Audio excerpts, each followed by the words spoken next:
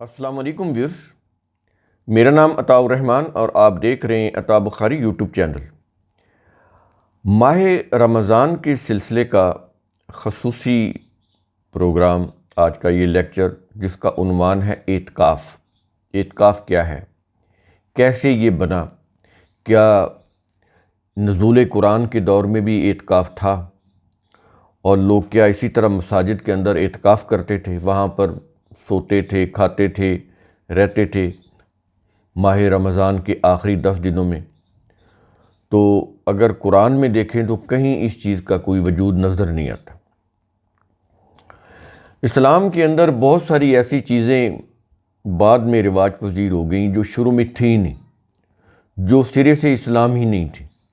سوچنے کی یہ بات ہے کہ یہ جو 10 دنوں کی گوشہ نشینی ہے، یہ اسلام میں کیسے آ گئی؟ یہ تو رہبانیت میں تھی، یہ تو تصوف میں ہے۔ تصوف اور رہبانیت یہ ملتے جلتے ہیں کہ آبادی سے دور چلے جانا، اپنی ذمہ داریوں سے بری الذمہ ہو جانا، اور اپنی بالکل ذمہ داریوں سے کٹ کے جو بھی کسی معاشرے کے افراد کے اوپر لازم آتی ہیں ان سے فرار اختیار کر کے کہیں گوشہ نشینی کی زندگی گزارنا، یہ تو وہاں سے یہ چیزیں آ رہی ہیں، یہ تو وہ شکل ہے۔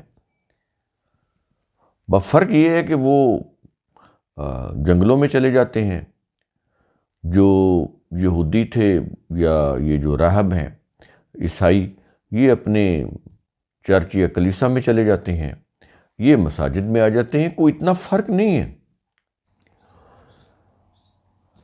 اس سلسلے میں آپ اگر غور کریں تو یہ جو تصوف ہے، تصوف یہ جیوز سے چلا آ رہا ہے، جیوز سے کرسچن سے آیا، کرسچن میں آیا، کرسچن سے آگے یہ پھر مسلم کے ہاں بھی رواج پا گیا، اور وہ جو غیر آسمانی مذاہب ہیں جیسے ہندوازم ہے، جیسے یہ سکھ ہے، جین مت ہے، بدھزم ہے، ان کے اندر بھی تصوف بہت زیادہ پایا جاتا ہے۔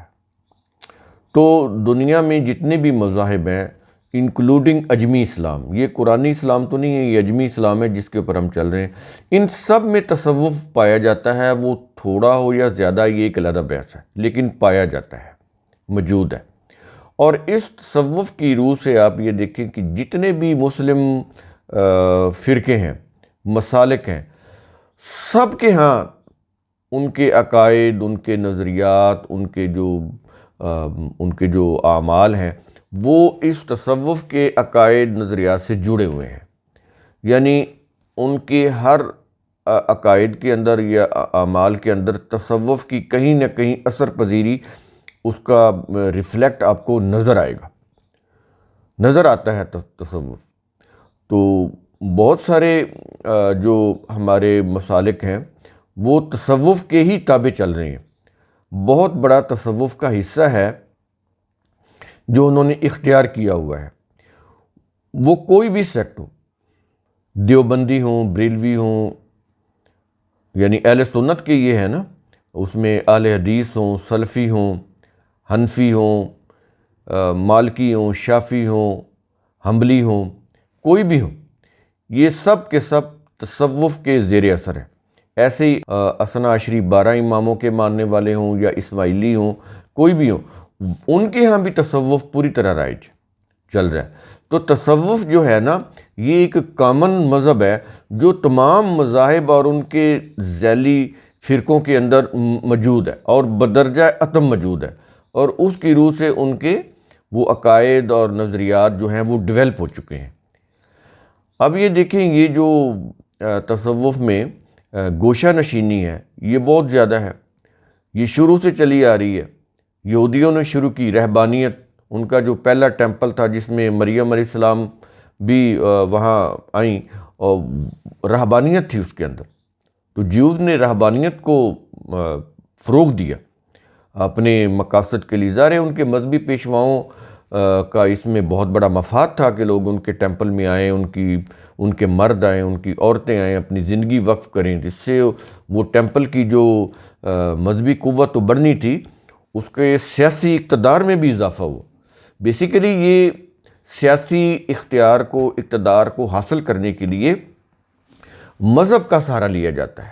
تو یہ شروع سے ایسے چلا آ رہا ہے۔ اس کی ابتدا جیوز نے کی، رومن امپائر۔ تو یہ جو اس کے مقابلے میں انہوں نے مذہب کے نام کے اوپر یا مذہب کا کارڈ کھیل کر جیوز نے ہیکل کی جو شریعت کو ایک مذہبی قانون دیا ہوا تھا، لوگوں کو وہ مصلوب کر دیتے تھے، کرسیفائی کر دیتے تھے، سولی پر چڑھا دیتے تھے جو بھی اس کی شریعت کے خلاف کوئی آواز بلند کرتا تھا۔ تو اس قدر ان کا ظلم، ان کا رعب، دبدبہ اور ہیبت تھی کہ کوئی ان کی شریعت کے خلاف انگلی نہیں اٹھا سکتا تھا۔ تو یہ کیسے طاقت حاصل ہوتی ہے لوگوں کو اپنے ساتھ ملا کے؟ آج بھی آپ یہ دیکھیں جتنے بھی مذہب کے فرقے ہیں وہ لوگوں کو میکسیمم ان کے پریشر گروپ بناتے ہیں اور اس سے پھر وہ سوسائٹی میں پریویل ہوتے ہیں، طاقت اور اقتدار حاصل کرتے ہیں۔ اسی بنیاد کے اوپر وہ سیاسی اقتدار بھی حاصل کر لیتے ہیں الیکشن میں حصہ لے کے۔ تو یہ جو پاور گیم ہے یہ شروع سے چلا آ رہا ہے۔ جیوز کا آپ یہ ہسٹری پڑھ لیں کہ انہوں نے یہ جو اقتدار ہے، سیاسی اقتدار، وہ مذہب کے بلبوتے کے اوپر حاصل کیا ہوا تھا۔ مذہب ایک ایسی چیز ہے جہاں پر لوگ اپنی آنکھیں بند کر لیتے ہیں، سوچنا بند کر دیتے ہیں، اس کا فارمیٹ ہی ایسا ہے۔ وہ پھر جب ان کی سوچ کو جامد کر دیتے ہیں، ان کی جکڑ بندی کر دیتے ہیں، ان کی عقلیں، ان کی بالکل سوچنے سمجھنے کی صلاحیتیں سلب کر لیتے ہیں، تو اس کے بعد وہ پھر ان کے اوپر حکمرانی کرتے ہیں۔ تو یہ ایسے سلسلہ چلا آ رہا ہے۔ یہ کوئی ایسی چیز نہیں ہے جو سمجھنا ہے۔ آج بھی آپ یہ دیکھ لیں کہ جتنے بھی آپ کے مذہبی جو فرقے ہیں، مسالک ہیں، ان کے عسکری ونگ بنے ہوئے ہیں، ان کے عسکری ونگ ہے۔ تو ظاہر ہے لوگوں نے ان کو اڈاپٹ کیا، انہوں نے لوگوں کی ذہن سازی کی، ان کی عسکری ونگ بنا دیے، خواہ وہ جہاد کے نام کے اوپر بنائے، جہاد کی غلط انٹرپریٹیشن کر کے۔ تو یعنی 100 طریقے ہوتے ہیں نا کسی کو کسی نظریے کے اوپر لا کے اس کو پرتشدد نظریات کے اوپر ابھار دینا۔ تو اس کے لیے تو آپ یہ دیکھیں، یہ جو نام نہاد اسلامی جو کتب ہیں، جس کو ہم اسلامی کتب کہتے ہیں، جس کو ہم تاریخ اسلام کہتے ہیں، یہ سو کالڈ اسلامک ہسٹری ہے۔ اس کا اوریجنل اسلام سے تو کوئی تعلق ہی نہیں ہے۔ یہ تو ایرانیوں نے لکھی تھی عربوں کی مخالفت میں، عربوں کو بدنام کرنے کے لیے، قرآن کی مخالفت میں لکھی تھی، کیونکہ قرآن نے ان کو یونائٹ کر دیا تھا، یونائٹڈ کر دیا تھا، ایک مضبوط اور متحد قوم بنا دیا تھا۔ اور وہ جن کو عرب کے لوگ جن سے اتنی نفرت کرتے تھے کہ یہ اتنے گنوار اور بدو لوگ ہیں، بادیہ نشین، جن کو وہ بڑی حقارت کی نظر سے دیکھتے تھے، جن کو وہ اپنا غلام بنانا چاہتے تھے۔ تو یہی قرآن ہے نا، جب یہ نازل ہوا اور رسول نے ان کا اس قرآن کی روح سے جب ان کو منظم کیا، متحد کیا، ان کو ایک منظم جماعت بنایا، تو یہ جماعت جو ہے، چند لوگوں کی جماعت جو ہے، وہ اتنی طاقتور ہو گئی کہ یہ نہ روم اس کے سامنے ٹھہر سکا اور نہ ہی یہ ایران اس کے سامنے ٹھہر سکا۔ تو یہ پھر تلوار کا مقابلہ جب تلوار سے نہیں کر سکے تو پھر کیا ہوا؟ انہوں نے پھر اس طرح کے یہ جو علمی انتقام لیا، مفسر بن گئے، محدث بن گئے، مورخ بن گئے، سیرت نگار بن گیا، انہوں نے کتابیں لکھی، مشہور کیا کہ ہم فلاں صحابہ کے شاگرد ہیں، ہم فلاں صحابہ کے شاگرد ہیں۔ تو صحابہ نے تو ایسا کچھ نہیں سکھایا تھا یا نہ لکھایا تھا۔ آپ یہ دیکھیں کہ صحابہ کرام نے، رسول کے ساتھیوں نے جنگ بدر لڑی، کسی ایک صحابی نے بھی جنگ بدر کے حالات قلم بند نہیں کیے، کوئی ایک کتاب نہیں۔ جتنے بھی غزوات لڑے گئے، جنگیں لڑی گئیں، کسی ایک کا بھی کسی صحابی نے ذکر نہیں کیا۔ یہ جتنے بھی جنگوں کے واقعات ذکر ہو رہے ہیں، اس کو مغازی بولتے ہیں۔ مغازی یعنی غزوات کے واقعات جن میں رسول نے شرکت کی، وہ غزوات کہلاتے ہیں، وہ جنگیں۔ تو اس کے اوپر وہ علم مغازی وجود میں آیا، اور وہ بھی وفات رسول کے کوئی 250 سال کے بعد، وہ بھی عرب میں نہیں، ایران میں، 2200 کلومیٹر دور ایران میں، وہاں پہ یہ ساری چیزیں ہوئیں۔ اور اس وقت یہ جو عراق تھا، یہ ان کا رائل کیپٹل تھا، رائل کیپٹل۔ 800 سال سے یہ ساسانی سلطنت کا رائل کیپٹل چلا آ رہا تھا، 800 سال سے۔ وہاں پر ان کے سارے خزانے، شاہی خزانے وہاں پر موجود تھے عراق کے اندر، کیونکہ عراق کی جو زمین ہے یہ میسوپوٹیما کہلاتی تھی۔ اس کا مطلب ہے 2 دریاؤں کے درمیان والی زرخیز زمین، کیونکہ یہ دریائے دجلہ اور دریائے فرات، اس کے درمیان زمین تھی عراق کی، تو یہ بڑی زرخیز زمین تھی۔ یہاں پر زراعت جو تھی بہت ترقی کر رہی تھی، زراعت سے بہت زیادہ وہ جو مال و دولت حاصل ہو رہا تھا، پیداوار حاصل ہوتی تھی۔ ظاہر ہے اس پیداوار سے پھر مال و دولت بھی آتی ہے، وہ منڈیوں میں بکتی ہے اور اس سے پیسے آتے ہیں، تو یہاں پر بہت زیادہ ریونیو جنریٹ ہوتا تھا زرخیز زمین ہونے کی وجہ سے۔ تو یہ 800 سال سے ایرانی سلطنت کا، ساسانی سلطنت کا یہ رائل کیپٹل چلا آ رہا تھا، تو ان عربوں نے اس کو فتح کر لیا۔ تو یہ تھا ان کو غصہ عربوں کے خلاف کہ یہ جو کل کے یہ جو بدو اور بادیہ نشین جن کو ہم اپنا غلام بنانا چاہتے تھے، آج یہ ہمارے اوپر فاتح ہو گئے ہیں۔ تو انہوں نے پھر بدلہ لیا ان سے کتابیں لکھ کر۔ وہ کتابیں پھر ہماری مذہبی مقدس کتابیں بن گئی۔ اس کو پھر اہل سنت نے بھی کاپی کیا، کیونکہ ان کتابوں سے روزگار چل پڑا تھا کہ ایک عالم جو تھا وہ مذہب کا، وہ جا کے جب مجمع میں سناتا تھا کہ یہ رسول کی حدیث ہے، رسول یہ بھی کرتے تھے، یہ رسول یہ بھی کرتے تھے۔ عربوں کے ہاں یہ شخصیت پرستی نہیں تھی، یہ فارس میں یا ایرانیوں کے ہاں شخصیت پرستی تھی، جو اپنے بادشاہ کو خدا مانتے تھے، اس کے سامنے سجدہ ریز ہوتے تھے، تو وہاں پر شخصیت پرستی تھی۔ عرب کے لوگ تو وہ بالکل بدو بادیہ نشین لوگ تھے، تو ان کے یہاں شخصیت پرستی نہیں تھی۔ تو انہوں نے یہ کیا کہ شخصیت پرستی کا عنصر اسلام میں شامل کیا، اور اس کے بعد پھر انہوں نے کتابیں لکھی، کتابیں لکھے، کچھ شخصیات کو انہوں نے چنا، ان کو خدائی درجہ دے دیا، جیسے علی رضی اللہ عنہ، تو خدائی درجہ دے دیا۔ تو ان سے ریلیٹڈ انہوں نے عقیدت کے جذبات جو ہے لوگوں کے اندر پیدا کیے۔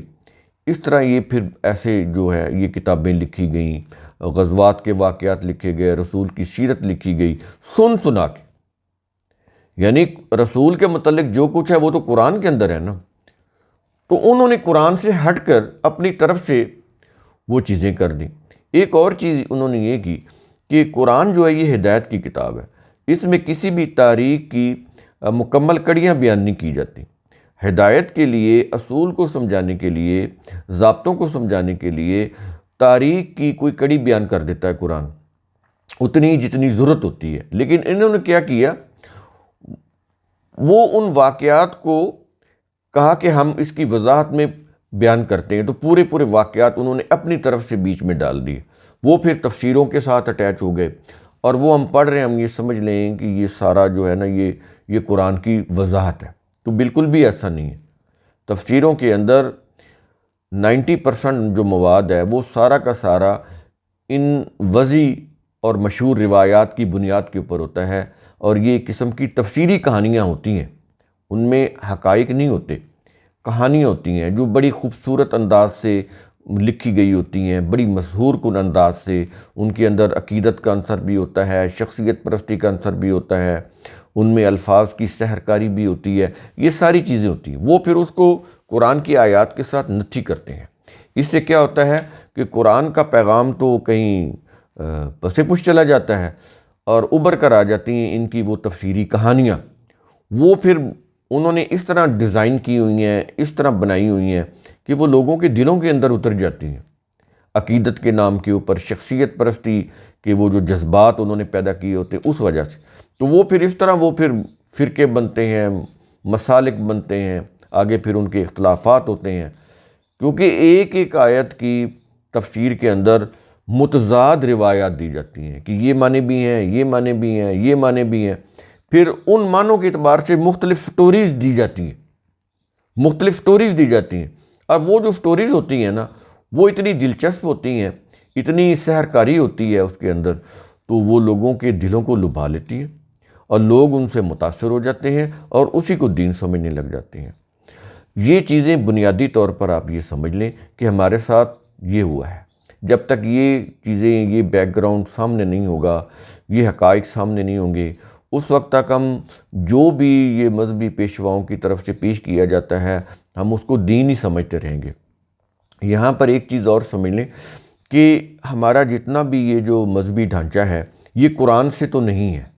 اب ہمارے جو کیونکہ ویڈیوز کے اوپر میں بہت کم کمنٹس کے جواب دیتا ہوں، اس کی وجہ یہ ہمارے پاس اتنا ٹائم نہیں ہوتا کہ ہم وہاں پہ ویڈیوز، وہ جو یوٹیوب کے ویڈیوز ہیں ان کے کمنٹس کے وہیں پہ ہم جواب دینے لگے۔ ہم نے یہ چیز بار بار آپ کو بتائی ہے کہ اگر کوئی کویسچن ہو تو آپ واٹس اپ کر دیا کریں، واٹس اپ کر دیا کریں، وائس میسج کر دیا کریں، کال کر لیں، لیکن وہاں پر ہم جواب نہیں دیں گے۔ بہت کوئی شارٹ ہم وہاں پہ کوئی جواب دے دیتے ہیں کسی کمنٹ کا، لیکن وہاں پر آپ کو جوابات نہیں ملیں گے کیونکہ اتنا ٹائم نہیں ہوتا۔ اگر وہاں پر ہم جوابات دینے بیٹھ جائیں تو کام ہی نہیں ہو سکتا۔ تقریباً 12 سے 14 گھنٹے کی ورکنگ ہے ایک آیت کی۔ یہ جو ترجمہ ہے نا، جس کو آپ انٹرپریٹیشن کہہ لیں، ٹرانسلیشن کہہ لیں، ایکسپلینیشن کہہ لیں، ایکسپوزیشن کہہ لیں، اس کے لیے کم از کم 7 سے 8 گھنٹے لگتے ہیں اس کی ایٹمالوجی دیکھنے میں، اس کے روٹ ورڈز دیکھنے میں، اور پھر تقریباً 25 تراجم ہیں جو بڑے نام آور تراجم ہیں، بڑے معتبر تراجم، ان کو بھی ہم سامنے رکھتے ہیں کہ انہوں نے کیا ٹرانسلیشن کی ہے۔ یہ نہیں کہ ہم جو ہمارے دل میں آیا ہم اس کی ٹرانسلیشن کر لیتے ہیں۔ تو جہاں پر ان کے تراجم قرآن کی عربی کی روح سے بالکل صحیح ہوتے ہیں، وہاں پر ہم اور وہ ایک پلیٹ فارم کے اوپر ہوتے ہیں، کوئی فرق نہیں ہے وہاں پر، سوائے الفاظ یا الفاظ کی ترکیب کے یا جملے کے ایک سٹرکچر کے، تو باقی کوئی اس کے اندر جو مفہوم میں کوئی فرق نہیں ہوتا۔ ہاں جہاں بالکل عربی کا جو ایک اس کی جو لغت ہے، اس کے جو مجازی معنی ہیں، اس کے خلاف کوئی بات ہو رہی ہے۔ عربی کے دونوں معنی لیے جائیں گے، لغت کے اعتبار سے کیا معنی ہیں اور مجازی کیا معنی ہیں، کہاں پر لغت کی روح سے معنی کیے جائیں گے، ترجمہ کیا جائے گا، اور کہاں پر مجازی ترجمہ ہوگا۔ بلکہ ہم نے تو یہ کیا ہے کہ لغت کے اعتبار سے ترجمہ دے دیا ہوا ہے، اور اگر کہیں مجازی ترجمے کی ضرورت ہے تو وہ علیحدہ وضاحت میں دیا ہوا ہے تاکہ اس کے اندر وہ چیز ہمارا کوئی خیال مکس اپ نہ ہو جائے۔ کوشش یہ کی گئی ہے کہ یہ جو آسان اردو ترجمہ ہے اس کے اندر اپنے کسی خیال کی ملاوٹ نہ ہو، تو ایگزیکٹ جو الفاظ ہیں انہی کا ہی ترجمہ کیا جاتا ہے۔ تو اس کے اوپر تقریباً 12 سے 14 گھنٹے کی ورکنگ ہے۔ تو ہم وہاں پر یوٹیوب کے جو کمنٹس ہوتے ہیں نا ویڈیوز کے نیچے، وہاں پر ہم جواب نہیں دے سکتے۔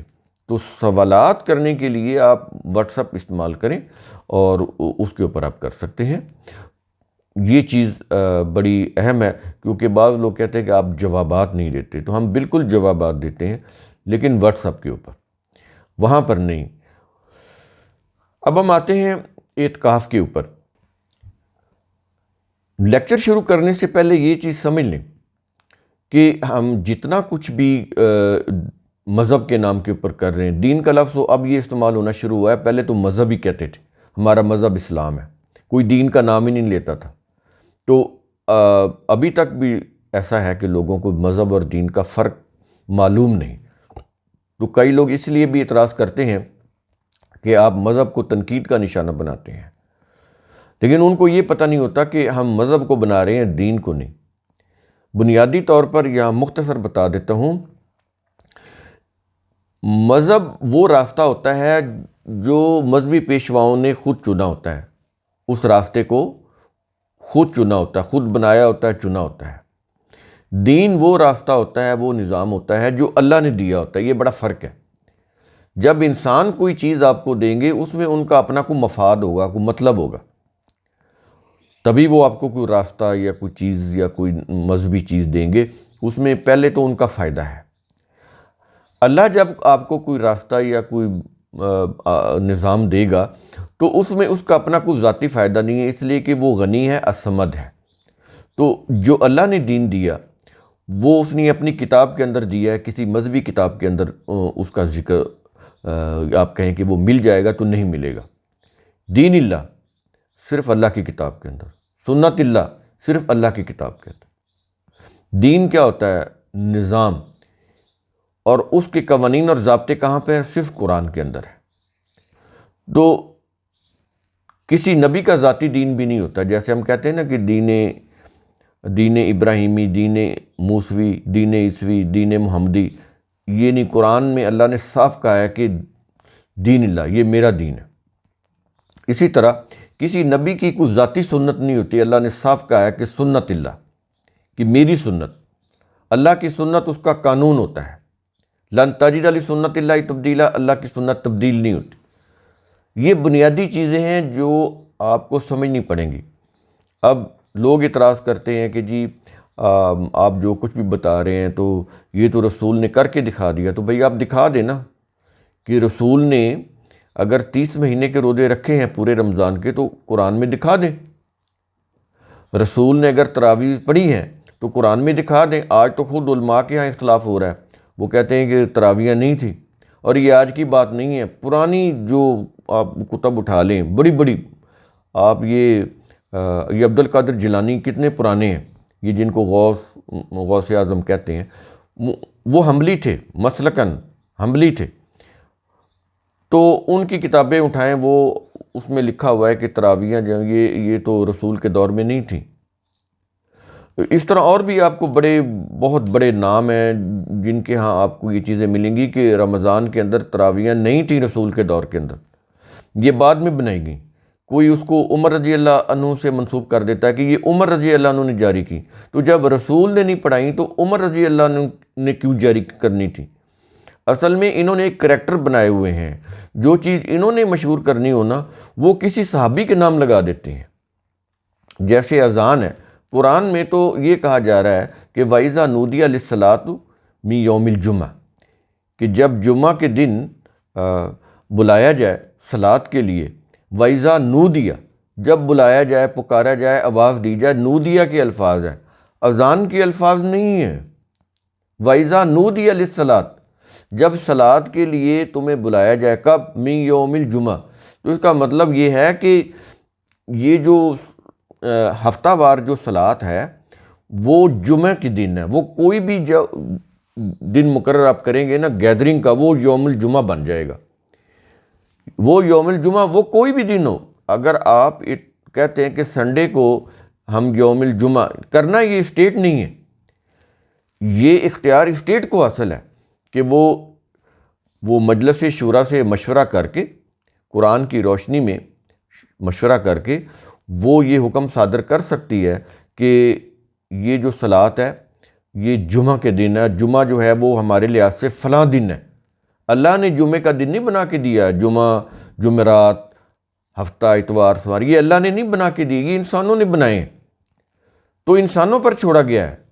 آج اگر کوئی ریاست سنڈے کو جمعے کا دن مقرر کرتی ہے، سیٹرڈے کو جمعے کا دن مقرر کرتی ہے، یا فرائیڈے کو جمعے کا دن مقرر کرتی ہے، تو وہی جمعے کا دن ہوگا۔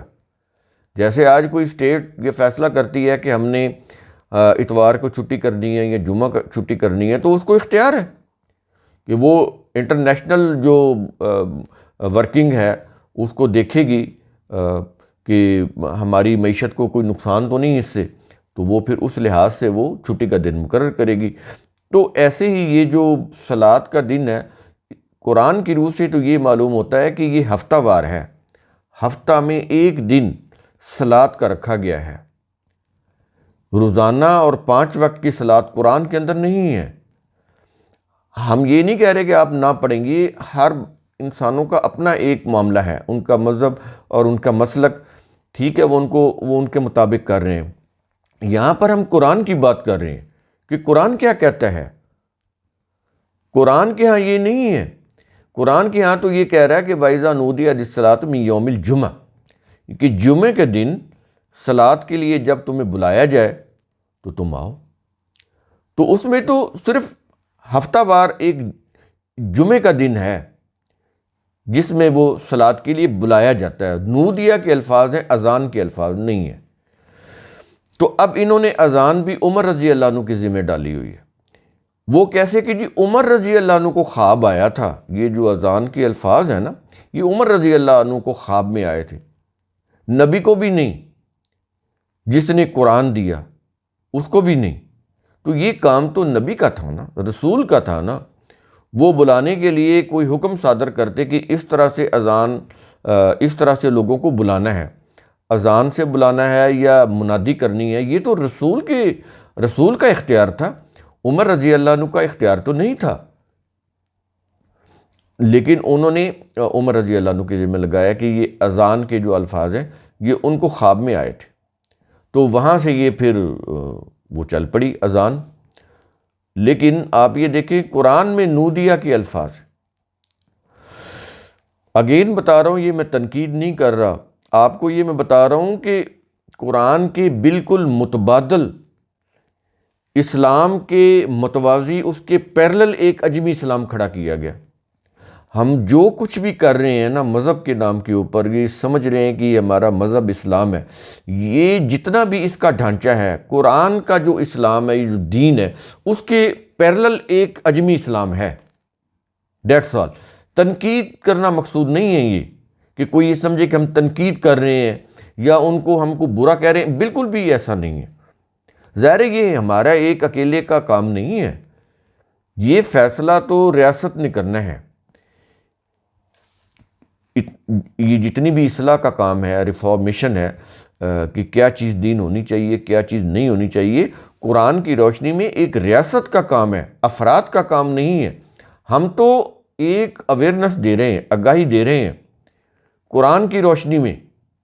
اب وہ چونکہ ٹکراتی ہے اس اسلامی مذہبی نظام سے، ڈھانچے سے جو روایت پذیر ہے، ہر گلی میں مسجد ہے، وہاں پر کسی نہ کسی فرقے کا ایک امام ہے جو ان کو اپنے فرقے اور مسلک کی تعلیم دے رہا ہے، تو وہ تو اپنے فرقے کی تعلیم دے رہا ہے، قرآن کی تعلیم نہیں دے رہا۔ لوگ اسی کو اسلام سمجھ بیٹھے ہیں، اور جو کچھ بھی کر رہے ہیں نا وہ سارا کا سارا اپنی مذہبی پیشواؤں کے کہنے پہ کر رہے ہیں، قرآن کے کہنے پہ نہیں کر رہے۔ یہ چیز آپ سمجھ لیں۔ آپ نے اللہ سے اجر لینا ہے نا، تو اللہ سے اجر نہیں ملے گا۔ اس کی وجہ یہ ہے کہ آپ جو کچھ بھی کر رہے ہیں اپنے مذہبی پیشواؤں کے کہنے پہ کر رہے ہیں، اللہ کے کہنے پہ نہیں کر رہے۔ اگر آپ نے اللہ کے کہنے پر کرنا ہے تو پھر آپ کو قرآن کی طرف آنا پڑے گا۔ یہ چیز کلیئر ہوگی کہ جتنا بھی یہ کچھ اسلام کا جو ڈھانچہ ہے یہ قرآن سے نہیں ہے، یہ ہم جو کچھ بھی اپنا رہے ہیں وہ روایات کی بیس کے اوپر ہے، بیس روایات ہیں، قرآن نہیں۔ بیس جو ہے وہ ہمارے مذہبی پیشواؤں کی کتابیں ہیں، قرآن نہیں۔ یہ چیز آپ سمجھ لیں۔ اس کے بعد ہم اصل موضوع کے اوپر آتے ہیں، اعتکاف۔ یہ بنا کیسے، یہ کس طرح سے یہ جو فارمیٹ ہے عوام کے اندر رائج کیا گیا، اس کے الفاظ کیا ہیں، یہ کیسے اعتکاف کا لفظ بنا اور کیسے یہ موجودہ شکل اس نے اختیار کر لی۔ تو اب یہ دیکھیں کہ یہ جو اعتکاف ہے، یہ الفاظ عربی کے ہیں، وہیں سے آپ کو واضح ہو جائے گا، اور ہم قرآن کی آیات بھی آپ کے سامنے رکھیں گے تو تاکہ آپ کے اوپر بالکل یہ کلیئر ہو جائے کہ اس کے معنی کیا ہے۔ عربی میں لفظ عاکفہ ہے۔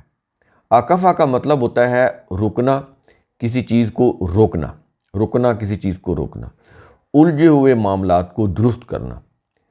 اسی سے عاکف ہے، عاکف الجھے ہوئے معاملات درست کرنے والا۔ اور وہ جو بالوں میں کنگھی کرے اس کو بھی عاکف بولتے ہیں، کیونکہ وہ الجھے ہوئے بالوں کو سنوار رہا ہوتا ہے، تو اس کو بھی عربی میں عاکف بولتے ہیں۔ تو اسی کی جمع جو ہے وہ عاکفین ہے۔ تو اس سے مراد ہوگا مسائل کو سلجھانے والے، جو الجھے ہوئے مسائل ہیں ان کو سلجھانے والے، ان کو قرآن عاکفین بول رہا ہے۔ یہ عاکف کی جمع ہے۔ اچھا، ایک اور لفظ ہے عربی میں اکفہ۔ یہ جو لفظ ہے اکفہ، کسی چیز کو بکھرنے سے بچانے کے لیے اسے لڑی میں پرو دینا، جس طرح بکھرے ہوئے موتیوں کو ایک لڑی میں پرو کر انہیں منظم انداز میں اکٹھا کر دینا، یہ اکفہ کہلاتا ہے۔ اب سمجھ آ رہی ہے کہ یہ عاکف، عاکفہ، عاکفین، اکفہ، یہ چیزیں واضح ہو گئیں آپ کو۔ ایک اور لفظ ہے اس کو سمجھنے کے لیے، شعر معکوف۔ یہ معکوف، یہ وہی اعتکاف، معکوف، بکھرے ہوئے بالوں میں کنگھی کر کے سنوارے گئے بال۔ جب بال بکھر جاتے ہیں تو ان میں ہم کنگھی کرتے ہیں، تو وہ پھر سنور جاتے ہیں، سیٹ ہو جاتے ہیں، تو وہ عربی میں اس کو معکوف بولتے ہیں۔ ایک جگہ پہ ٹھہر جاتے ہیں، بکھرے ہوئے ہیں نا، تو کنگھی کی ایک جگہ پہ ٹھہر گئے، تو وہ جو رک جاتے ہیں ایک جگہ پہ، ہم اس کو ٹھہرا دیتے ہیں، سیٹ کر دیتے ہیں، تو عربی میں ان کو معکوف بولتے ہیں۔ اچھا، اب ہم قرآن کی کچھ آیات آپ کے سامنے رکھتے ہیں، ان کے اندر جو الفاظ استعمال ہوئے ہیں اس سے بھی آپ کو یہ واضح ہو جائے گا۔ پہلے نمبر پر ہم آتے ہیں سورہ الفتح، یہ ہے 48 نمبر کی سورہ ہے اور اس کی 25 نمبر کی آیت ہے۔ اس کے اندر الفاظ استعمال ہو رہے ہیں، ہم الذین کفروا ویصدوکم عن المسجد الحرام والہدی معکوفا ان یبلغ محلہ۔ یہ وہی لوگ ہیں جنہوں نے کفر کیا اور تمہیں مسجد حرام سے روکا، یعنی مسجد حرام جانے سے روکا، اور ہدیہ کے جانوروں کو بھی، ان کو بھی روکا جو اپنے محل وقوع یعنی کعبہ تک پہنچنے سے رکے رہے۔ یعنی وہ جو دشمن تھے جو لوگوں کو کعبہ جانے سے روکتے تھے، انہوں نے ان کو بھی روکا، اور ان کے ساتھ جو جانور تھے جو ہدیہ کے طور پر وہ لے جاتے تھے، ان کو بھی روکا تاکہ یہ کعبہ تک نہ پہنچے، مسجد حرام تک نہ پہنچے۔ یہاں پر یہ دیکھیں معکوفاً کے معنی ہے رکے ہوئے، جب انہوں نے روکا تو وہ جانور وہاں پہ رک گئے، قافلہ رک گیا، جانور وہاں پہ رکے ہوئے، تو وہاں پر ان کے لیے قرآن معکوفاً کا لفظ استعمال کر رہا ہے۔ یہ اس طرح سے آپ سمجھیں گے نا قرآن کے اندر یہ الفاظ آئے ہیں، تو آپ کو اندازہ ہو جائے گا کہ یہ پھر اعتکاف کیسے ایسے بن گیا جیسے یہ رائج ہے، تو وہ قرآن کی روح سے تو نہیں بنتا، یہ چیز ہے۔ اس کے بعد آپ یہ دیکھیں، ایک اور چیز یہاں پر واضح کر لیں کہ یہ جو ہدیہ ہے نا، اس کا مطلب انہوں نے کیا قربانی کے جانور۔ ہدیہ کا مطلب قربانی کے جانور نہیں ہے، تحفہ کے جانور۔ ہدیہ ہم بولتے ہیں کہ یہ میری طرف سے ہدیہ قبول کریں، اس کتاب کا ہدیہ کیا ہے آپ بولتے ہیں نا، یہ وہی ہدیہ ہے، تحفہ، گفٹ، تو یہ آفرنگز آپ بول رہے ہیں اس کو، تو یہ وہاں پر جا کر یہ حکم کس لیے دیا گیا؟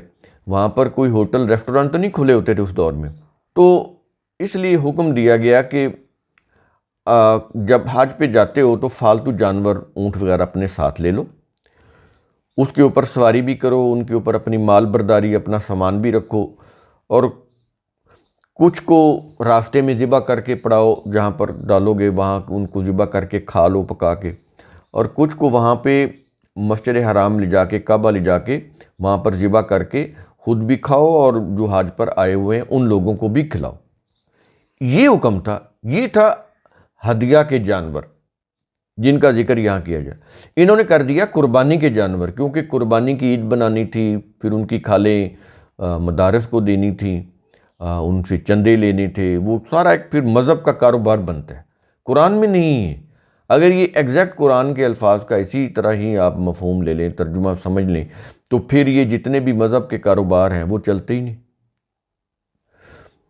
اس لیے پھر انہوں نے یہ چیزیں ڈالی اس کے اندر کہ قربانی کے جانور، یہ ترجمہ نہیں ہے قربانی کے جانور۔ اس کے بعد ہم آتے ہیں 22 نمبر کی سورہ الحج، اس کی آیت نمبر 25۔ الفاظ ہیں، ان الذین کفروا ویصدون عن سبیل اللہ والمسجد الحرام الذی جعلناہ للناس سواء العاکف فیہ والبادی۔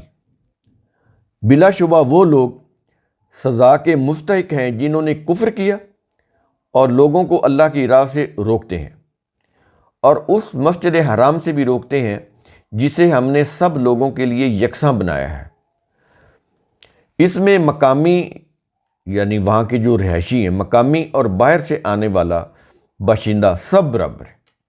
اب یہاں پر یہ جو الفاظ ہیں نا، سواء العاکف فیہ والباد، تو یہاں پر یہ جو عاکف ہے یہ مقامی باشندہ ہو گیا جو وہیں پہ رہتا ہے، وہاں پر ٹھہرا رہتا ہے۔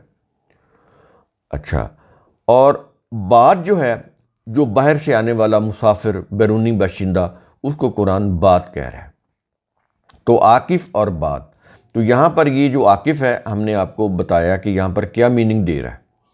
عربی کے الفاظ ایک ایک لفظ کے کئی کئی میننگز ہیں، تو ہم وہ سارے آیات لے کر آ رہے ہیں، ان کے اندر جو بھی ان کے میننگ ادا ہو رہے ہیں وہ بھی آپ کے سامنے رکھ رہے ہیں، تاکہ آپ کو فیصلہ کرنے میں آسانی ہو کہ یہ جو اعتکاف ہے کیا اسلام میں ہے، اس کا مقصد یہ ہے۔ اب یہ چیز سمجھ لی آپ کہ یہ قرآن کیا کہہ رہا ہے۔ اب یہاں پر یہ جو پورا جملہ ہے نا، سواء العاکف فیہ والباد، یہ قرآن کعبہ کو بول رہا ہے، کعبہ کے لیے کہہ رہا ہے کہ جو شخص بھی کعبہ میں آ جائے تو یہاں پر یہ سارے برابر ہیں، کہ مقامی ہو یا غیر مقامی، باہر سے آیا ہوا، اللہ کی نظر میں یہاں آ کر سب برابر ہیں، کسی کو کوئی پرائرٹی حاصل نہیں ہے کہ مقامی باشندہ جو ہے وہ بڑے درجے کا ہے اور باہر سے جو آیا ہے وہ لوئر درجے کا ہے، بالکل نہیں، سب کے حقوق یہاں پر برابر ہیں، سب کو امن عافیت یہاں پر ملے گی۔ تو یہ چیز اس لیے کہی گئی کہ تمام بنی نوع انسانوں کا بلا امتیاز مشترکہ مرکز ہے یہ کعبہ، یہ چیز اس لیے کہی گئی ہے، اس پر کسی کی اجارہ داری نہیں ہو سکتی، یہاں پر مقامی اور بیرونی باشندے ان کے جو حقوق ہیں بالکل برابر ہے، یہ چیز یہاں پر کہی گئی۔ الفاظ کیا ہیں؟ سواء العاکف فیہ والباد، تو یہاں پر عاکف کے معنی بھی آپ کے سامنے آ گئے کہ وہ جو مقامی باشندے ہیں وہاں پر جو اس کے ارد گرد رہتے ہیں، آس پاس رہتے ہیں کعبہ کے، قرآن ان کی بات کر رہا ہے، تو وہاں سے عاکف کے یہ معنی ہیں۔ اس کے بعد ہم آتے ہیں سورہ طٰہٰ، یہ 20 نمبر کی سورہ ہے، اس کی آیت ہے 90 اور 91، دو آیات، اس کو ہم سامنے آپ کے پیش کرتے ہیں اور اس سے آپ کو اندازہ ہوگا کہ یہ جو اس کے اندر عاکفین جو جمع کا لفظ ہے وہ کیا میننگ دے رہا ہے۔ تو اس کی جو سورہ طٰہٰ کی دو آیات 90 اور 91، کہا یہ گیا کہ ہارون نے موسیٰ کے آنے سے پہلے ہی بنی اسرائیل سے کہہ دیا تھا کہ اے میری قوم، تم اس بچھڑے کی وجہ سے فتنے میں مبتلا کیے گئے ہو۔ وہ بچھڑے کی پوجا کر رہے تھے نا، جب موسیٰ علیہ السلام طور پر گئے تو پیچھے انہوں نے بچھڑا کی پرستش شروع کر دی، تو ان کا انچارج بنا کر گئے تھے ہارون علیہ السلام کو، موسیٰ علیہ السلام نے ہارون کو اپنے پیچھے ان کا انچارج بنایا۔ جب انہوں نے بچھڑا کی پوجا شروع کی تو اب ہارون علیہ السلام ان کو سمجھا رہے تھے کہ اے میری قوم، تم اس بچھڑے کی وجہ سے فتنہ میں مبتلا کیے گئے ہو، در حقیقت تمہارا رب تو رحمان ہے، یعنی تم اس بچھڑے کی پوجا کر رہے ہو رحمان کو چھوڑ کر، اللہ کو چھوڑ کر، تو تمہارا نشو نما دینے والا تو اللہ ہے، وہی تمہارا رب ہے، تو تم کن چکروں میں پڑ گئے ہو، یہ ان کو کہہ رہے تھے، لہٰذا تم میری پیروی کرو اور میرے حکم کی اطاعت کرو۔ اب یہ جو ہے ہارون علیہ السلام کی سٹیٹمنٹ ہے جس کو قرآن نے بیان کیا سورہ طٰہٰ کی آیت نمبر 91 میں۔ اس کے جواب میں وہ بنی اسرائیل کے وہ جو لوگ جو بچھڑا کو پوجنے لگے تھے وہ کیا کہہ رہے تھے؟ قرآن کے الفاظ ہیں قالوا لن نبرح علیہ عاکفین، یہ الفاظ آگے نا، عاکفین حتیٰ یرجع الینا موسیٰ، یہ کہا انہوں نے۔ کیا کہا؟ وہ کہنے لگے کہ جب تک موسیٰ ہمارے پاس واپس نہ آ جائے ہم تو اس بچڑے کی پوجا پر ہمیشہ جم کر بیٹھنے والے ہیں۔ سمجھ آ رہی ہے یہ چیز؟ ہم تو اس بچڑے کی پوجا پر ہمیشہ جم کر بیٹھنے والے ہیں۔ یہ عاکفین کے یہاں یہ معنی آ رہے ہیں، جم کر بیٹھنے والے ہیں، کس کے اوپر؟ بچڑے کی پوجا کے اوپر، کہ ہم اس کی پرستش سے باز نہیں آئیں گے، جم کر بیٹھنے والے ہیں۔ یعنی اپنے الفاظ میں ہم بولیں تو ہم کہیں گے کہ یعنی ہم اعتکاف میں اس بچڑے کی پوجا ہمیشہ کرتے رہیں گے، یہ معنی ہو جائیں گے۔ تو یہاں پر سمجھ آ گیا کہ اعتکاف کیا معنی دے رہا ہے، جم کر بیٹھ جانا، یہ آ جاتا ہے۔ یعنی بنیادی معنی آ رہے ہیں نا کہ ایک جگہ پہ سیٹل کر دینا، جیسے وہ بالوں کو آپ کنگھی کر کے جما کے ایک جگہ پر بٹھا دیں، وہی چیز، یعنی وہ بنیادی معنی آ رہے ہیں اس کے اندر یہ چیز۔ اس کے بعد ہم آتے ہیں سورہ البقرہ 2 نمبر کی جو سورہ ہے، اس کی آیت نمبر 125 ہے، 125 نمبر۔ اب یہاں پر کیا کہا جا رہا ہے؟ کیا یہ رہا ہے کہ وَإِذْ جَعَلْنَا الْبَيْتَ مَثَابَةً لِلنَّاسِ وَأَمْنًا وَاتَّخِذُوا مِن مَّقَامِ إِبْرَاهِيمَ مُصَلًّى وَأَهِدْنَا إِلَىٰ إِبْرَاهِيمَ وَإِسْمَاعِيلَ أَن طَهِّرَ بَيْتِي لِلطَّائِفِينَ وَالْعَاكِفِينَ وَالرُّكَّعِ السُّجُودِ۔ اب یہاں پر عاکفین پھر آ رہا ہے، تو ترجمہ ہم آپ کو بتا دیتے ہیں اس کے معنی کیا ہیں۔ جب ہم نے بیت اللہ کو لوگوں کے لیے جمع ہونے کا مرکز اور امن پانے کا مقام قرار دیا تو ہم نے حکم دیا کہ مقام ابراہیم کو مصلی بنا لو۔ ہم نے ابراہیم اور اسماعیل سے عہد لیا کہ تم میرے گھر کو طائفین، عاکفین، رکوع و سجدہ کرنے والوں کے لیے پاک رکھو۔ یہاں پر عاکفین کا لفظ آ رہا ہے، طائفین آ رہا ہے اور عاکفین آ رہا ہے۔ ان دو لفظوں کی ہم وضاحت کر دیتے ہیں، اگین یہاں پر کیا میننگ آ رہے ہیں۔ اب یہ دیکھیں، یہ جو طائفین ہے، عربی کا یہ لفظ ہے نا، اس کے معنی ہوتا ہے طائفے۔ یہ بولتے ہیں نا فلاں ملک کا طائفہ آیا ہوا ہے، وہ ثقافتی شو وغیرہ کرتے ہیں، فلاں ملک کا طائفہ، یا وفد آیا ہوا ہے فلاں ملک کا۔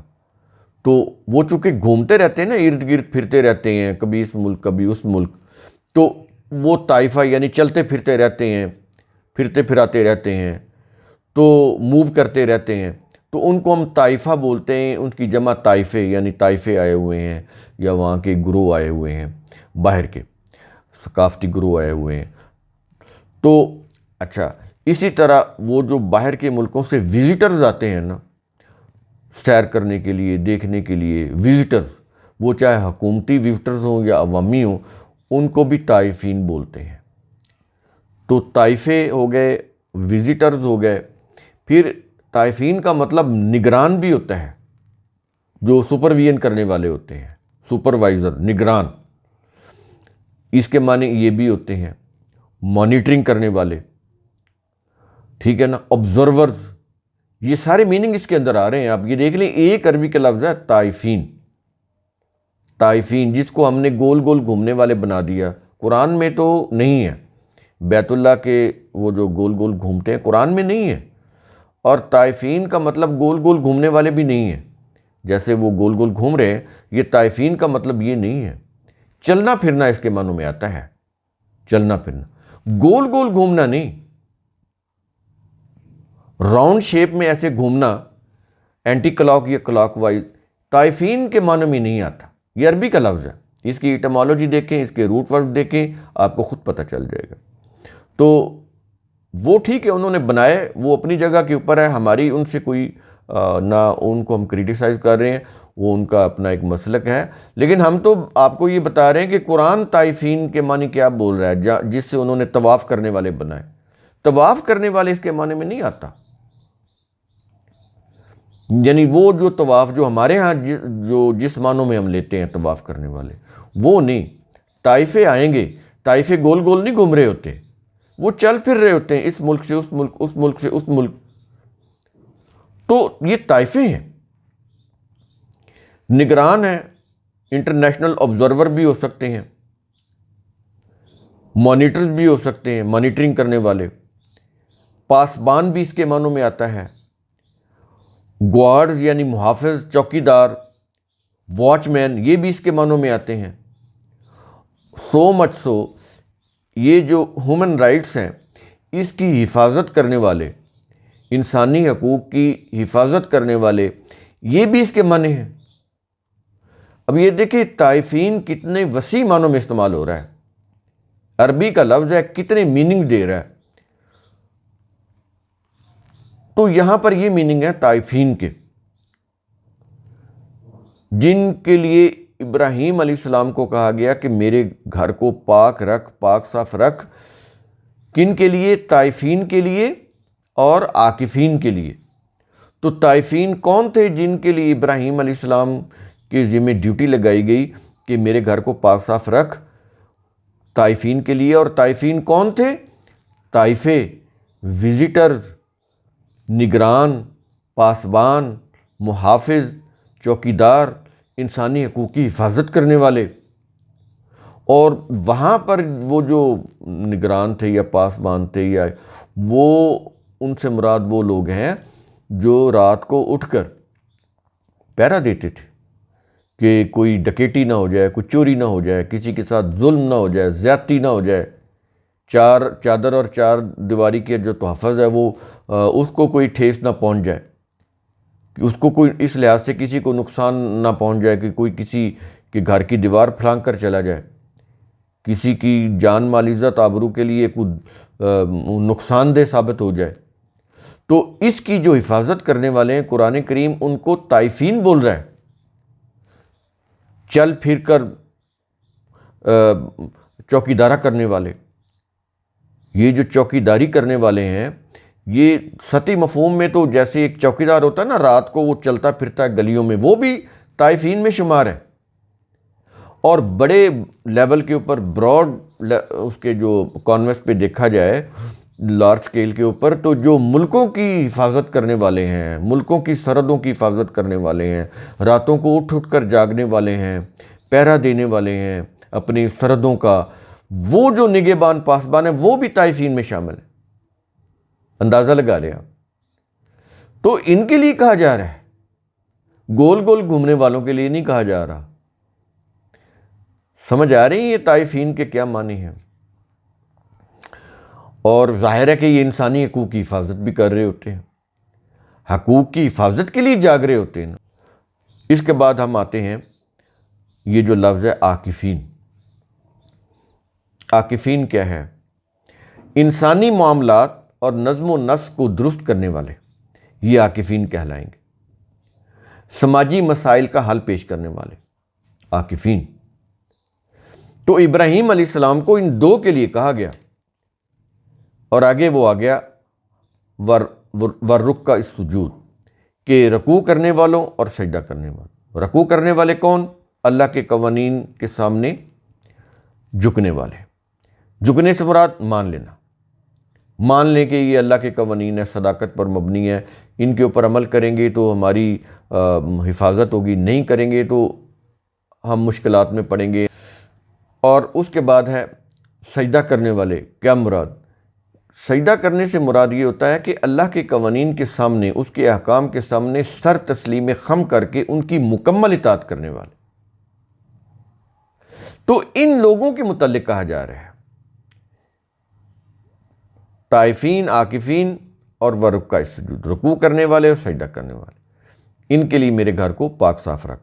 اور یہ جو پاک صاف رکھنا ہے وہ فزیکلی کوئی غلاظت نہیں، وہ بھی اس میں آ جاتی ہے۔ ظاہر ہے ہم نے بیٹھنا ہوتا ہے کوئی جگہ، ہم اس کو صاف کرتے ہیں، فزیکل صفائی ہوگی، لیکن یہاں پر قرآن کا جو اصل مقصد ہے وہ یہ ہے مینٹل پیوریفیکیشن کا عمل، کہ اس گھر کے اندر کوئی شرک داخل نہیں ہونا چاہیے، کوئی شرکی عقائد، نظریات، شرکی آئیڈیالوجی وہ نہیں ہونی چاہیے، کہ یہاں پر کوئی اس طرح کا معاملہ نہیں ہونا چاہیے کہ جس سے شرک کی کوئی اس کو پنپنے کی چیز مل سکے۔ بالکل میرے گھر کو اس سے پاک صاف رکھو، اور یہاں پر وہی لوگ آئیں جو شرک سے پاک صاف ہوں، شرک کا کوئی عنصر جو ہے وہ داخل نہیں ہونا چاہیے، یہ بات ہو رہی ہے۔ تو آپ کو پتہ چلا کہ یہ جو طواف ہے یہ کیا چیز ہے۔ آخر میں پھر آپ کو بتا دوں، قرآن میں یہ جو طائفین ہیں، اس سے مراد طائفے ہیں، وزٹرز ہیں، نگران ہیں، پاسبان ہیں، محافظ ہیں، چوکیدار ہیں، انسانی حقوق کی حفاظت کرنے والے ہیں، طائفین۔ اور عاکفین کیا ہیں؟ انسانی معاملات اور نظم و نسق کو درست کرنے والے، سماجی مسائل کو حل کرنے والے۔ تو حج کا جو اجتماع ہے وہاں پر یہ جو ہے یہ سارے لوگ وہاں پر ہونے چاہیے۔ عاکفین کی بڑی ضرورت ہے، کیونکہ سوشل پرابلمز ہوتے ہیں، ان کو ڈیٹیکٹ کرنا کہ کیا مسائل ہیں اور ان کے سلوشن کیا ہیں، ان کو قرآن عاکفین بول رہا ہے۔ جو لوگ پرابلم سالونگ کرتے ہیں، پہلے تو ان میں اتنی بصیرت ہوتی ہے کہ وہ مسائل کو سمجھتے ہیں کہ معاشرے کے مسائل کیا ہیں، نظام کے اندر خرابی کیا ہے، نظام کو درست کیسے رکھا جا سکتا ہے۔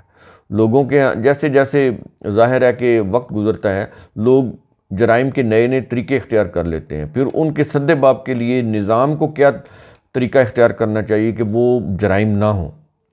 تو نظام کی درستگی اور اصلاح کرنے والے، انسانی معاملات کو سمجھنے والے، ان کا حل پیش کرنے والے، یہ عاکفین ہیں۔ تو ہم نے آپ کو طائفین بھی بتا دیا اور عاکفین بھی بتا دیا، اور یہ جو اعتکاف ہے اس کے مقابلے میں جو ہم کر رہے ہیں، اب آپ خود دیکھ لیں کہ کیا وہ قرآن کا یہ جو تصور ہے اس پر پورا اترتا ہے؟ اگر تو پورا اترتا ہے ان 10 دنوں میں، جس طرح وہ جو بھی کرتے ہیں، پڑھتے ہیں، ریچولز کرتے ہیں، یا وہ جو کچھ بھی مسجد کے اندر 10 دن میں وہ جو بھی عمل کرتے ہیں، کیا آپ سمجھتے ہیں کہ یہ قرآن کے مطابق ہے؟ تو پھر تو ٹھیک ہے۔ اگر آپ سمجھتے ہیں کہ یہ قرآن کے مطابق نہیں ہے تو یہ فیصلہ آپ نے کرنا ہے۔ ہم نے آپ کو اویئرنس دینی ہے کہ طائفین اور عاکفین ہوتے کون ہیں۔ آج کا ہمارا جو لیکچر ہے اس میں آپ کو عاکفین کو سمجھنے میں مدد ملے گی۔ شکریہ۔